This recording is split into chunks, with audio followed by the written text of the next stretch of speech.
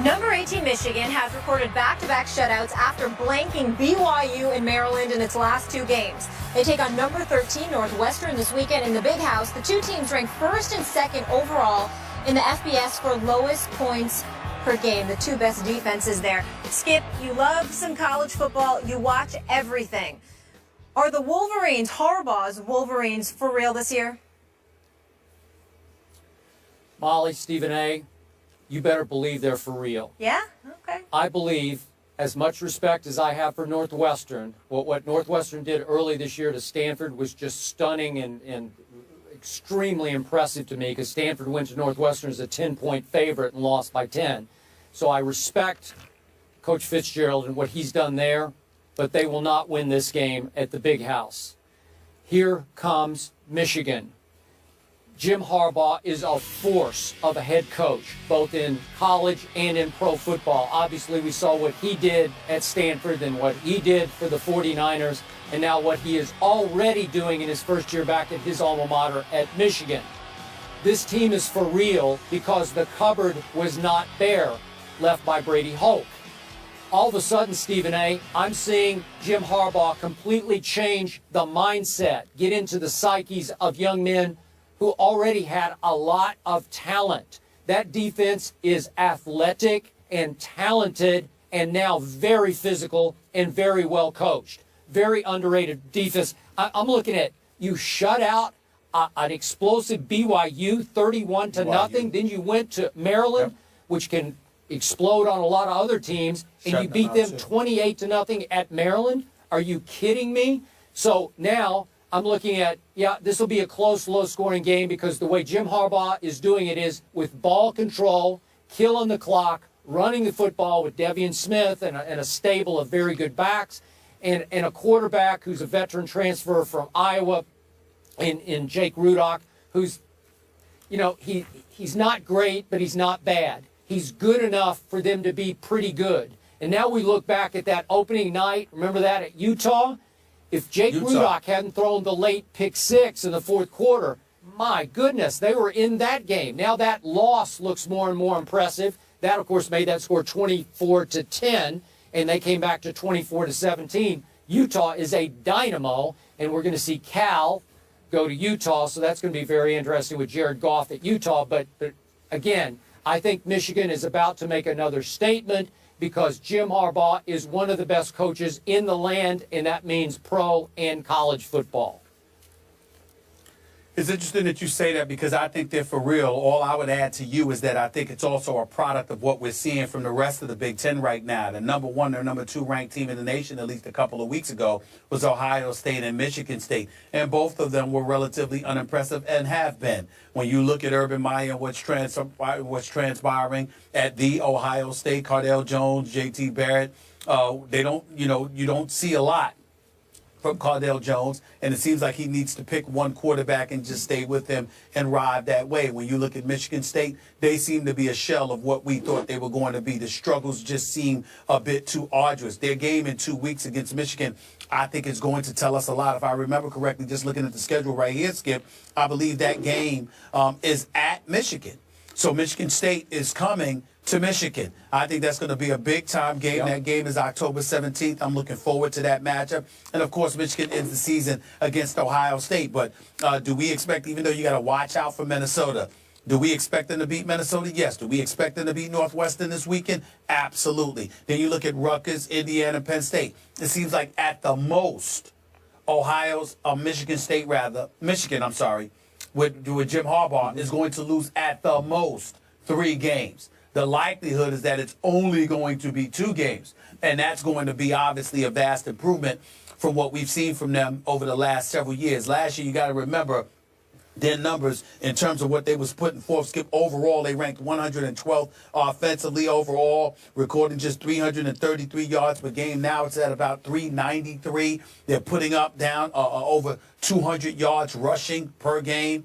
So when you look at those averages, that's relatively impressive with obviously with Devion Smith and those guys. So I'm looking at it from the perspective, they're grounding and pounding, they're coming at you. The cover wasn't there, as you pointed out, because their defense is no joke. Jim Harbaugh is an exceptional coach. He's coaching from a simplified perspective, putting them in a position where he's emphasizing not turning the ball over, protecting the football. That's where my question mark comes in, because Skip, already this year, Rudock has thrown 6 interceptions already. So even though they're annihilating folks over the last 3 weeks or so, the fact that against the Maryland, just looking at their schedule, the Marylands, the BYUs of the world and others, you still already have 6 interceptions in the first 4 games. To me, that's not a crazy deal, but this is an institution that last year had its quarterbacks throw 10 touchdowns and 18 interceptions. And so for me, I think that's something that Jim Harbaugh is going to pay attention to. I think Rudock has to cut down on those turnovers himself. I think if he does that, we'll see what happens. But I think ultimately, I only see the potential for 2 losses on this schedule. It's Michigan State and Ohio State, and I'm not sure they're not going to beat at least one of those teams. At least one of them. Okay, their last game, you got to remember, they have both Michigan State and Ohio State at Michigan. Both games are at Michigan this year. I think they win one of them. Hey, okay, Jake Rudock will become, he's very experienced because he was a longtime starter, obviously, at Iowa.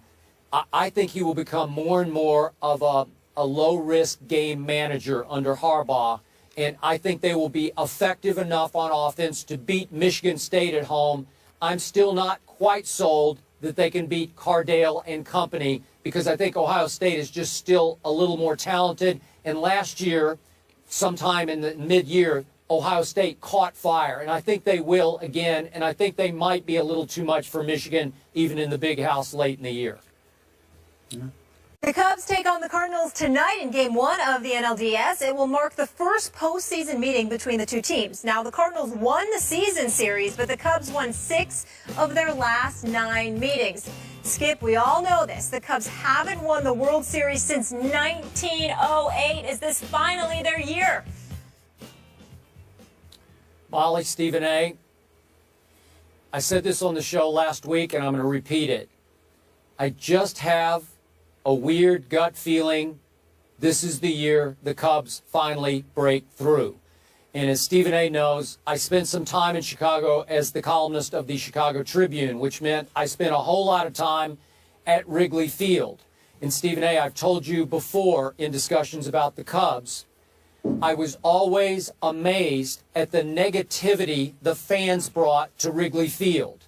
It was almost a cultural crying in your beer fandom of what can go wrong, will go wrong with our little lovable Cubbies, the lovable losers that they were. And I always thought in my years covering the Cubs that mentality infected the psyches of the actual players on the field. They felt such negativity that even at a home opener that they might be losing in the 6th or 7th inning, somebody would hold up a sign saying, wait till next year. And Joe Madden is a wizard at changing a culture. We watched him change the culture in Tampa, and I get the feeling he's already changing this culture with all of his little gimmicks and shticks and games that he plays in the clubhouse. He's making this team finally laugh at the curse of the billy goat instead of letting it infect and deteriorate their psyches. All of a sudden, they've come together, and their body language says that they believe this is their year and they can break through. And when you have this year's Madison Bumgarner on the mound, Jake Arrieta, you know you have a chance every few days of dominating someone, because I'm not sure anybody certainly had a better second half of a season that Jake Arrieta just had. Now you've got a John Lester, who hasn't been just a good postseason pitcher in his past, but a great one. So your 1-2 punch is sensational, and it's going to give everybody the feeling we got a chance this time.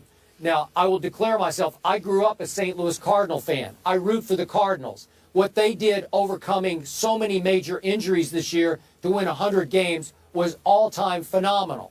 But I still think the Cubs are on such an emotional, psychological roll under their new manager. I'm going to say this is it. This is their time. They're going to break through, as you suggested. It might have to be the next round against your New York Mets that you do not love. And yet, I think it's going to be their time to break all the way through. Well, I'm certainly not going to root for the Mets. I do believe, however, they would have an edge over the Cubs because they've got a deep rotation. And to me, I believe pitching wins you championships in the sport of Major League Baseball, obviously.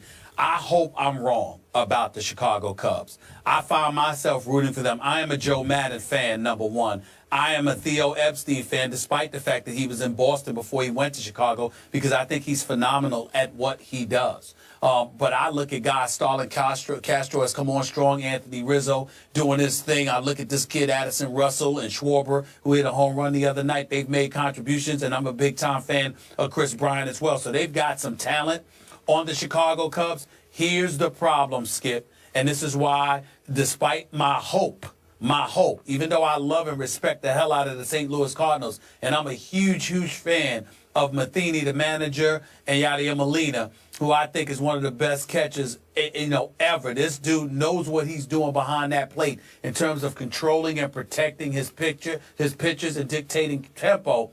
I just believe that the fact that Arrieta can't pitch until Game 3, that only ensures that you're going to see him twice in this series, and I think they need him more than that to beat St. Louis. I think St. Louis is going to win this series unless destiny for the Cubs gets in their way. All right, Theo Epstein did it with the Red Sox. We'll see if he can get it done with the Cubbies. Now, how about Peyton Manning? Can Derek Carr get it done against them? It's the Raiders and Broncos. Do the Broncos have a shot at knocking them off? We'll get into that coming up.